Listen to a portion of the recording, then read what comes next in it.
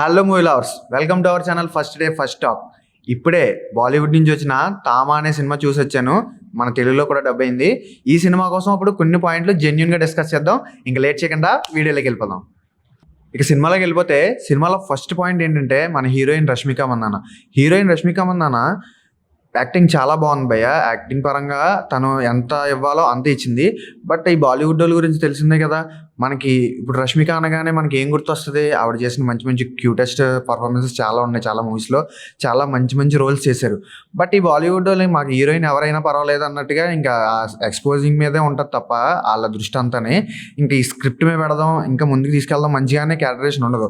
So ఈ సినిమాలు ఇప్పుడు ఈ తామా అనే సినిమాలు ఈ రష్మిక అనే క్యారెక్టర్ని అంత ఎక్స్పోజ్ చేసి చూపించడం ఎందుకు నాకైతే నచ్చలేదు. సో క్యారెక్టర్ కూడా అక్కడ అంత స్కోప్ లేదు, అంత అవసరం లేదు ఫస్ట్ ఆఫ్ ఆల్. సో ఇది ఒకటి నెగిటివ్ పాయింట్, అసలు నాకైతే నచ్చలే. ఇక సినిమాలో సెకండ్ పాయింట్కి వెళ్ళిపోతే ఈ బాలీవుడ్ వాళ్ళు పని అయిపోయింది అనిపిస్తుంది ప్రతిసారి, ఇలాంటి సినిమాలు చూసిన ప్రతిసారి కూడా. ఎందుకంటే ఫస్ట్ హాఫ్ అయితే అసలు ఫుల్ ల్యాగ్ భయ్య. అంటే ప్రతి సీన్ కూడా అసలు మనం కనెక్ట్ అవ్వలేం సినిమాతో, అంత డిస్కనెక్టింగ్గా ఉంది సినిమా ఫస్ట్ హాఫ్ అయితే మాత్రం. ఎస్పెషల్లీ అసలు అంత వీక్ రైటింగ్ ఏంటో నాకైతే అర్థం కాలేదు. మరి ఇదైతే చాలా నెగిటివ్ సినిమాకి. ఈ సినిమాలో నెక్స్ట్ పాయింట్కి వెళ్ళిపోతే మన హీరో ఆయుష్మాన్ మనోడు యాక్టింగ్ పరంగా చాలా బాగా చేశాడు. కాకపోతే కొన్ని సీన్లోని ఇరిటేట్ చేస్తుంటాడు. అదొకటే చిన్నది కొంచెం డౌన్ గ్రేడ్ అనిపించింది. బట్ ఇంకొక పాయింట్ ఏంటంటే మనకి వ్యాంపైర్ మూవీస్ అనగానే మనకి చాలా ఎక్సైట్మెంట్ ఉంటుంది. ఎందుకంటే అబ్బా భలే ఉంటాయి అనే ఎక్సైట్మెంట్తోనే వెళ్తాం కదా సినిమాకి. సో నేను అదే ఎక్సైట్మెంట్ వెళ్ళాను.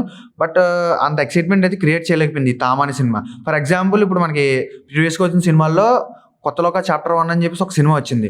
సో ఆ సినిమా చూసిన ప్రతిసారి నెక్స్ట్ ఏం జరుగుద్దైనా సరే ఒక క్యూరియాసిటీ ఆ మేకర్స్ క్రియేట్ చేయగలిగారు.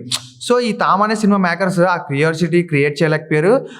అది ఎక్కడ డౌన్ అయిందంటే ఆ రైటింగ్లో డౌన్ అయిందని పర్సనల్గా నాకు అనిపించింది పాయింట్. సినిమాలో విలన్ గురించి మాట్లాడుకోవాలి. విలన్ నవాజుద్దీన్ ఈయన చేశారు.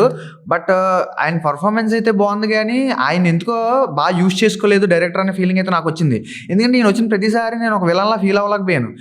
అసలు ఎందుకు వచ్చాడు అనే ఫీలింగ్లో ఉంటాను సినిమా స్టార్టింగ్ నుంచి ఎండింగ్ వరకు కూడా.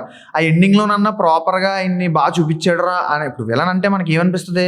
చూడగానే మనం ఫీల్ అవుతాం గట్టిగా, అరే విలన్ వచ్చాడు ఇప్పుడు మామూలుగా ఉండదు, ఇంకా నెక్స్ట్ లెవెల్ ఉంటుంది, అసలు ఆ సీక్వెన్సెస్ కూడా చాలా బాగుంటాయి అనుకుంటాం. బట్ ఈయన వచ్చిన ప్రతిసారి కూడా ఏదో డౌన్ గ్రేడ్గానే చూపించినట్టు అయితే నాకు కలిగింది. ఆయన మంచి యాక్టరే, బట్ ఇక్కడ రైటింగ్ మిస్టేక్ అనేది నా ఒపీనియన్. అసలు సినిమాలో బ్యాక్గ్రౌండ్ స్కోర్ అయితే చాలా బాగా అందించారు భయ్య.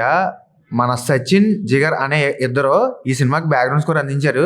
వాళ్ళు బాలీవుడ్లే, బట్ బ్యాక్గ్రౌండ్ స్కోర్ అయితే గూస్ బంప్స్ తెప్పిస్తుంది. ఆ రేంజ్లో ఉంది బ్యాక్గ్రౌండ్ స్కోర్, చాలా బాగుంది. బట్ కొన్ని సాంగ్సే మనం కనెక్ట్ అవ్వలేము సాంగ్స్కి అయితే, అది మైనసే. లాస్ట్లో ఒక సాంగ్ పెట్టారు, అది అసలు ఎందుకు పెట్టారో కూడా తెలియదు, అదైతే నాకు నచ్చలేదు అసలు.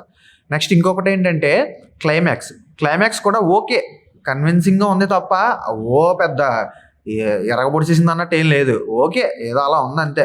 క్లైమాక్స్ కూడా నన్ను సాటిస్ఫై చేయలేకపోయింది. సో ఇది ఫ్రెండ్స్, ఓవరాల్గా ఈ తామా అనే సినిమా గురించి నా జెన్యూన్ ఒపీనియన్. సో ఇట్లాంటి జెన్యూన్ ఒపీనియన్స్ మీరు ఇంకా తెలుసుకోవాలనుకుంటే ఖచ్చితంగా లైక్ చేయండి, సబ్స్క్రైబ్ చేయండి, షేర్ చేయండి. ఇలాగే జెన్యూన్ రివ్యూస్ ఇస్తానే ఉంటాను. మళ్ళీ ఇంకో వీడియోతో మళ్ళీ కలుద్దాం. బాయ్.